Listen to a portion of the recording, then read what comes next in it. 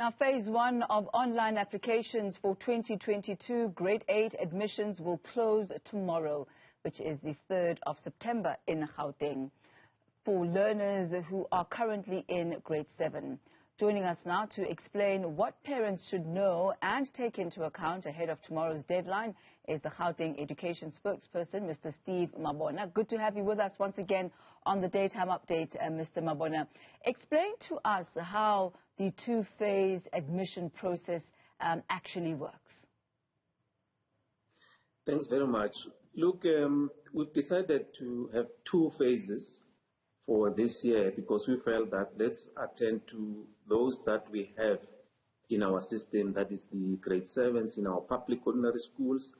And you will recall that we started the process on the 10th of August.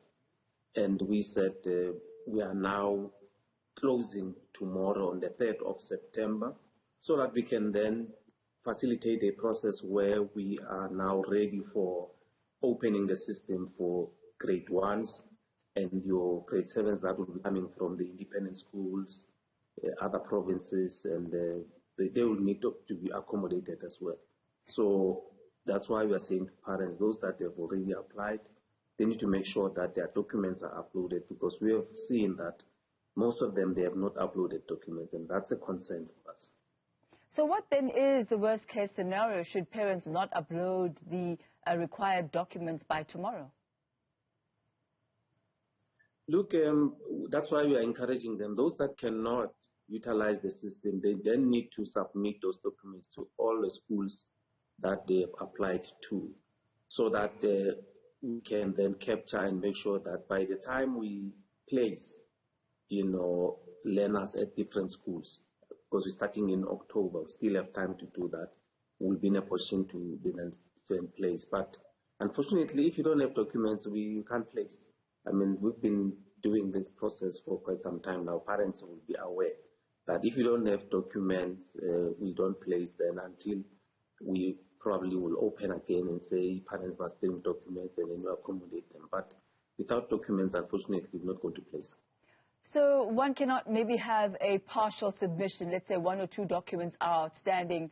You cannot submit and then say that those documents which are outstanding, you will hand them in when they are ready. Is that something that's acceptable or not? Remember, schools have a responsibility to verify those documents. After submission, schools will then start with the process of verification. During that process, if there's an outstanding information, they will then interact with parents to say, this is what we require from you. To a certain extent, there are those that will apply using addresses without proof of address. Schools have a responsibility to interact with them and say, but we don't see proof of residence, which we need for us to proceed with the process. So if you can't, get that, then it becomes a challenge.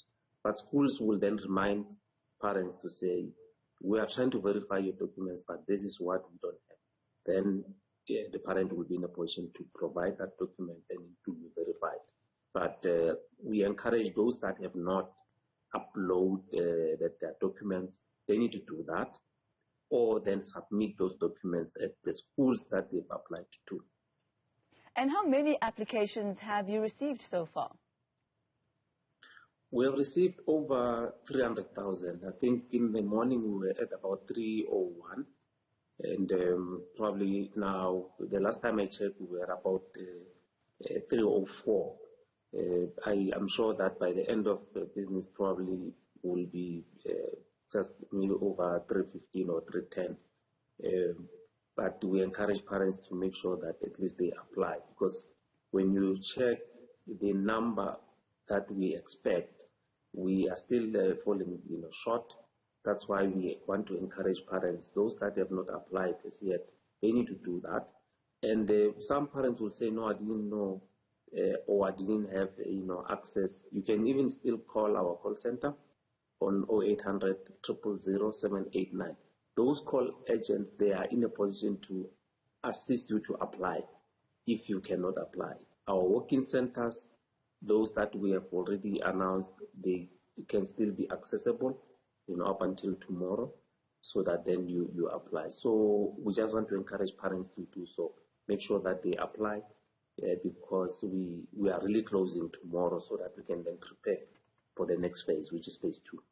And what have been the kind of challenges or complaints that parents have had, and how have you as a department gone about responding to those problems and challenges? Well, the common challenge is that of information that does not correlate with what you have.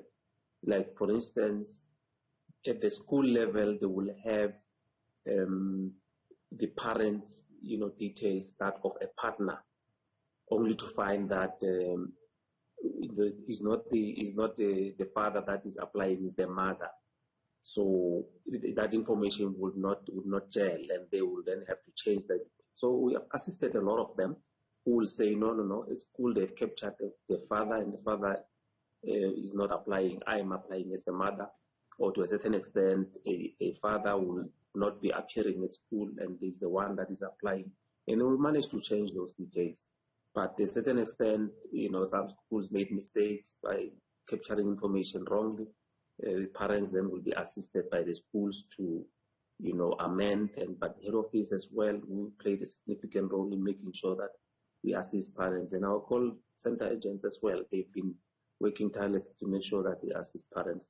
But overall, parents are accessing the system. They have been assisted as well. The numbers can dictate that the system works very well. There were reports in the city press that there are some principals and members of district officials who are basically putting their own children or children of friends into the system. Tell us more about that, how prevalent this is, and what it is that you've put in place to try and circumvent this. These are some of the complaints that some of the parents have meted out. No, we have responded to that, and we've said it, that is hogwash. We don't know what the person was talking about. And our response, we responded as well, but they decided to go with that story using that narrative, which is unfounded. We have said that the system is there. You cannot manipulate it. You are given certain responsibilities as a school. District level, there are also certain responsibilities. Head office, their own responsibilities. So you cannot do as you please. You will be in a position to, and we can see on who's working on the system. The system is quite clear. When you log in, we can see who logged in. If there's something that we have changed, we will see that Mabona changed something here. So system is quite user-friendly, but also we have improved it so much. We have enhanced the system so that we don't have, all those allegations that they've made. But we have responded to that. That's hogwash. It's non-existent. Mr. Mabona, thank you very much for your time this afternoon. He is the spokesperson for the Department of Education, reminding parents once again that Phase 1 for online applications for learners who are in Grade 7 closes tomorrow, the 3rd of September. The Phase 2, which is for Grade 1 to 8, will open on the 13th of September all the way up until the 8th of October.